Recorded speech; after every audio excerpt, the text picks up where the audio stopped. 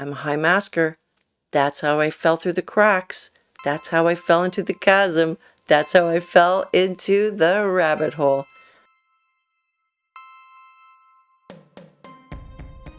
Hello.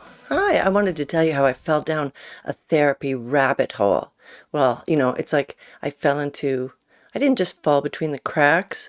I fell into a chasm. But if I want to think of it in kinder, gentler terms, let's say that it was a fluffy, warm rabbit hole. This is a totally different scene from what I'm normally used to. I mean, I play guitar and I sing on stage, so this is a different thing. Maybe drop me a thumbs up if you think I'm doing okay. Are you ready? Are you ready for me to overshare? Because here it comes. I was one of those kids who was, wise beyond their years, that kind of style of kid. But I was funny and I was sporty. I was a good kid. But in the 80s, my teenage years got dark. And my folks couldn't really do anything about it. They had their own 1980s problems. I started experimenting with their liquor cabinet.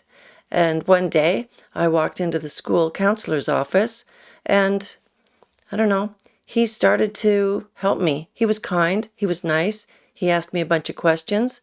I answered them in the way that seemed like the correct way to answer them. I mean, there, at the very beginning, I wasn't being myself. I wasn't being honest. But I couldn't even describe what was going on with me. I was just wrong. I just felt wrong. But my counseling lasted for, a couple weeks. And eventually he asked me how I felt, and I told him that I felt better and thanked him for his help, probably. And I went on my merry way, both of us feeling like success stories, I guess. When I went to university, that was totally overwhelming. I was always in the wrong place. I could never understand what my schedule was. I could never find the classrooms on campus. It was totally overwhelming. So when I met my boyfriend and I fell in love, ditched school, and I moved to Toronto, where I was completely overwhelmed, but hey, I was in love, and he was 10 years older than I was, so he was my example of how to behave like an adult. So I did. I behaved like an adult. I was a 20-year-old, and I behaved like a 30-year-old as best as I could. Okay, here's a trigger warning because something really dark and difficult is about to happen in my exciting story. All right, so you might want to skip ahead if you don't want to hear the next part. 6 months in Toronto trying to find my feet and having a job and doing my thing, and he was a musician. Well, he left the earth while he was sleeping one night, and I woke up to find that he had left the earth. And it was really difficult. It was very traumatic. I think I had an out-of-body experience that lasted for a couple years. Yeah, for about a couple years I felt like I was walking beside myself. I could sort of see myself doing things. I mean, clearly I was traumatized. Now, looking back, I was traumatized, but then I didn't really know what the heck it was. I did walk into a walk-in clinic at one point, and I got really a fast assessment, and that doctor there gave me antidepressants, which had the opposite effect on me. I definitely was not antidepressed. It was really dark. I quit those depressants. No, I quit those antidepressants, and I never went back to that walk-in clinic. Anyway, those were dark times. And I basically wandered into a counselor's office, a community center, into a counselor's office where a counselor, a social worker in training, I think just took pity on me, and she listened to me. She's a nice lady. I started going to regular sessions with her. And it was mostly helpful, I think. I don't know that we really talked about anything. I certainly didn't talk about who I really was. I was really worried about who I really was. I thought there was something wrong with me. But I did get past it. I think that was my first bout of burnout. but I survived it. I mean, obviously, here I am. That's when I met who is still now my best friend, Sheila. Her life had also totally blown up, and we got an apartment together. We were hooked up by a mutual friend, and we got along really well. We had the same kind of idea about what was funny and what was cool, and we just hung out and talked a lot. And I think my friend Sheila saved me. Yeah. Then a gal that I worked with told me about this class that she was going to that she thought would be really helpful for me. And I went to this lady's apartment where she taught me and a bunch of other people this thing called active listening, where we would break off into groups, into twos, into pairs. And we would say things to each other, that he would say something to me and I would repeat back to him what it was that he said to me. And then I would say something to him and he would repeat back to me what I had just said. So I think I actually felt like I was being heard for the first time, and I certainly became better at hearing people and being able to parrot back to them what they needed to hear. So I think maybe it was helpful, but I think it was only really helpful for masking. It really only taught me how to mimic and I guess it did kind of teach me how to meet people and be reciprocal in conversations. So that was handy. But it certainly didn't get to the root of my problem, which was still that I felt like an alien, that I felt like an outsider, that I so frequently didn't know what was happening, that the world felt chaotic. But then a good thing happened. That's when I discovered music. I played at an open stage. I played guitar and I sang at an open stage, and I discovered that I liked it, that I really liked it. From there, I got a residency, which I think was essentially therapy. And every week for 3 years, almost 4 years, I would write songs and present songs and talk between songs on stage. And I felt like myself. And people liked me being myself. I got lots of good positive feedback, and I met some people from then that are still my friends now. So I think that was music, I think was a good kind of therapy for me. And it mostly stayed that way until things got more complicated later on, when it became like a business. And I couldn't handle the business. But while I was playing music, that's when I met my new boyfriend, who later became my husband. A really nice guy. A nice guy that everybody loved. And because they loved him, they also loved me. Yeah, they accepted me and they were nice to me. That was a good time. That was generally a good time for quite a long time. Until it wasn't. Until there were conflicts, there were problems, there were cracks in our relationship, which I think in part came from me not knowing who I was and not being able to learn who I was. So there I was, eventually sort of lonely in my relationship, and I decided to see another social worker.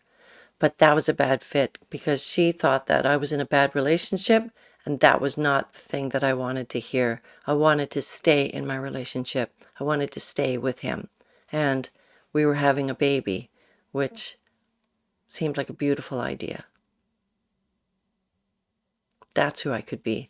I could be a good mother. So I read a lot of books, a lot of self-help, and I did my best. I did my best to be the person that I wanted to be. I think I was really starting to twist myself into knots, into who I should be and who I wanted to be. And my doctor referred me to a therapy that was provided by our, national care system. So I found myself in group therapy in transactional analysis.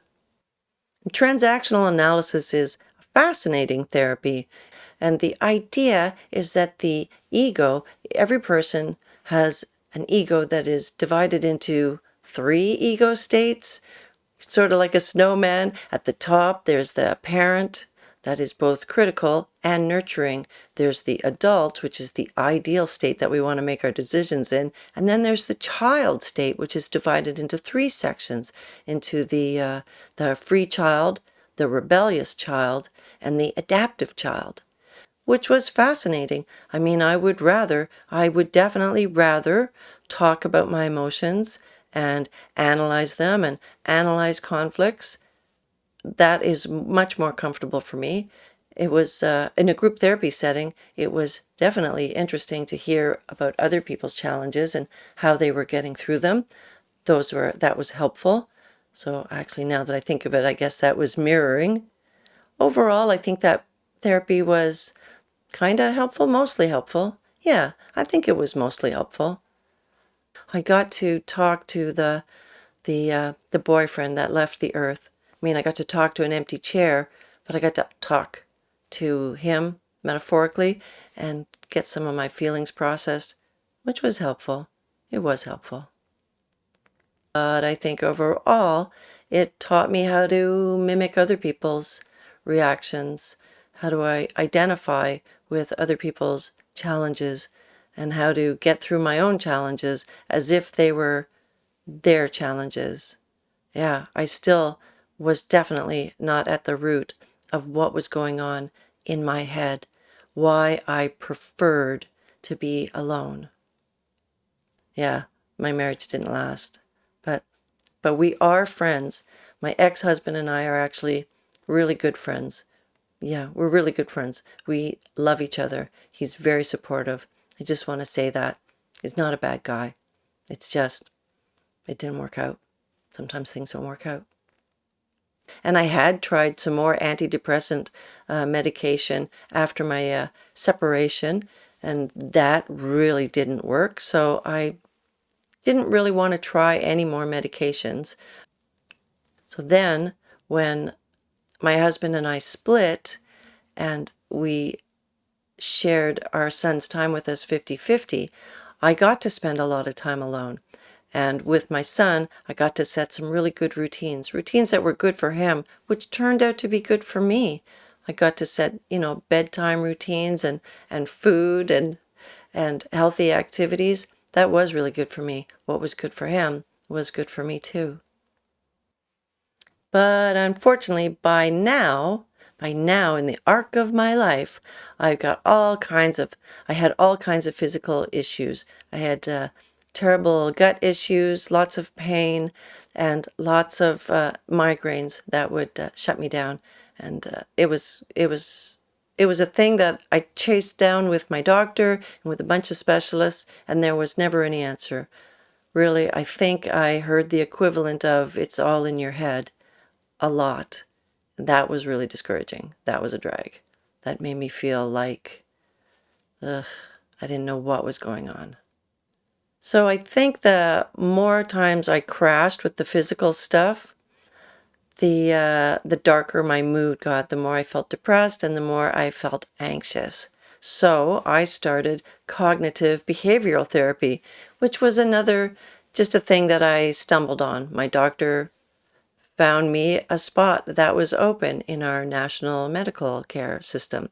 So I had this one-on-one therapy, which was really helpful. She was quite nice. I could address my issues as sort of bullet point things of, here's a thing that's happening, and I don't want to be reacting the way that I'm reacting. I would like to react in a different way. And then I would practice a better way of reacting. So sort of in my interactions in the world, things were a little bit better. I think ultimately that was a pretty good therapy, but still, it was just a Band-Aid. I don't think I got any further into knowing who I was. I just felt a little bit better for a while in what I think was another phase of burnout. So I did the cognitive behavioral therapy for a couple years, and I think it was pretty helpful. Eventually, she, like every other therapist, says, "So how are you doing? How are you doing these days?" And I would say, "I'm good. I think I'm good. I think I'm cured. I think I can graduate now." And we'd both feel like success stories and march off. And then after a while, after a couple more years, things would start to fall apart again, physically, crashing more frequently, feeling darker, depressed, and anxious. And then I found a new thing, hypnosis. Hypnosis was fascinating. You know, brain plasticity is a really interesting thing. Brain plasticity is a really interesting thing. The idea that you can change your brain. I mean, I know I took the hypnosis certification thinking that I could be a therapist for others, but really, secretly, I was just thinking about myself, how I could fix myself. What can I do? What can I do to fix myself to feel better? How do I do it? What are the scripts? How do I self-hypnotize? And that was handy. It was handy. And oh yeah, I also did have some EMDR. I had 2 EMDR sessions, eye movement desensitization, and reprogramming therapy. That was helpful. That helped me to get sort of to get sort of beyond a couple of my early traumas. Yeah, I had quite a few traumas that sort of stacked up over the years. But EMDR was helpful. I'd do it again if I had the money. But I don't. So from there, I coped. I read self-help books, talking books, The Power of Now, Mindfulness, Tao, meditation, yoga. What do you call it with the needles in you? Acupuncture. Yeah, vegan diet, all kinds of things to feel better. And I kind of did feel better. I think mostly because I was totally alone. Other than my son. I did have my son, so I shouldn't say that I was totally alone. But I wasn't in any kind of relationship. It was just me. It was just me doing things that I liked to do. And when I was with my son, doing things that he liked to do and that he and I liked to do together. So it was kind of a selfish way of life, but it was also kind of good for me. Yeah, so self-help. And that got me as far as it did.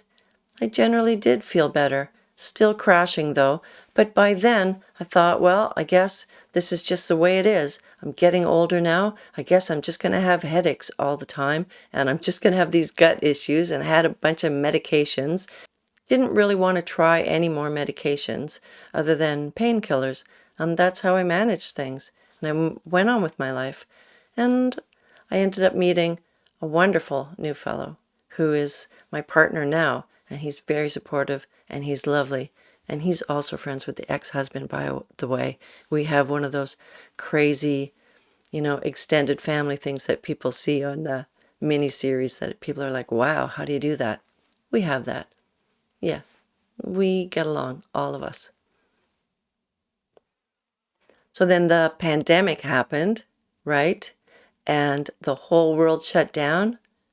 And other than the fear of not knowing why it was that people were getting sick and dying, and the fear of getting sick and dying, it was great.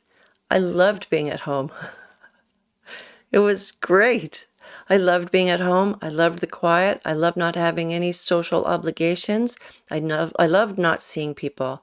I wasn't crazy about Zoom, but that didn't really happen that much. Not that many people really invited me to do Zoom things, which was fine. Yeah, so the pandemic was a nice quiet time. But then when we decided that there was no more pandemic and the world should get back to normal, then I really started to crash. I couldn't handle it. I couldn't handle returning to the world. It was really making me sick. Physically sick, emotionally sick. Yeah, it was dark. And I wanted to go back into some kind of therapy that would help. But there were no therapies to be had. The waiting lists were huge, as you may recall. So I got on a waiting list, but I knew it was going to be years before I was going to be able to see anybody. So I started doing my own research. And at this point, I think I'd exhausted just about every other course of anything. I started wondering, do I have dementia? Like, what's going on with my brain? And when I started looking into that, I stumbled on neurodivergence and the concept of neurodivergence, which suddenly I started seeing myself in a bunch of traits. There I was. That was me as autistic, maybe? So I talked to my partner. I talked to my son, who's now an adult. And yeah, it seemed like it was worth spending a mortgage payment and getting assessed. So I did. I got assessed and I found out, yes, I am autistic. Wow, what a revelation. It was great news. Great news. Mysteries solved. There were my traits. There were, I don't know, how many were there? Do you remember? I don't know, hundreds of questions. And so often I was like, yes, that's a thing. That's a thing for me. That's a thing for me. Yeah. Anyway, I didn't feel like a freak anymore. Didn't feel like an alien. Didn't feel like an outsider. I suddenly realized I'm a normal person with a neurodivergent brain. I see the world and I experience the world in a different way. That's what's going on. That's my challenge. And that challenge of experiencing things differently and pushing it all down, stuffing it all down, and trying to behave like everybody else, that's what was causing all my physical issues. Yeah, that's what was causing my burnout. That's what was going on. Autistic burnout. And the drag is now I have all these, basically I have these scars in my body. I mean, the physical stuff doesn't go away. I'm kind of screwed now in a lot of ways, but I'm dealing with it. I'm trying to not fall into burnout again. And here I am working under these lights and trying to share this with you. So no whammies for me. Don't let this cause a burnout because I'm working my way out of it, but I don't think I'm actually supposed to be working my way out of it. That's the other thing I'm supposed to be talking about at some point, trying to process. I'm trying to process all of this stuff aloud. Does it resonate with you? Does any of this stuff make sense to you? Drop me a note. I'd love to hear about it. Maybe subscribe. I think you can see it's a new channel. It's low subscribers. I don't think I'm alone. I think there are other people out there in the world like me. Therapy was helpful in a lot of different ways, but it never got to the root of what I was really struggling with, and that is that I was undiagnosed autistic and that I had challenges, and I couldn't express those challenges.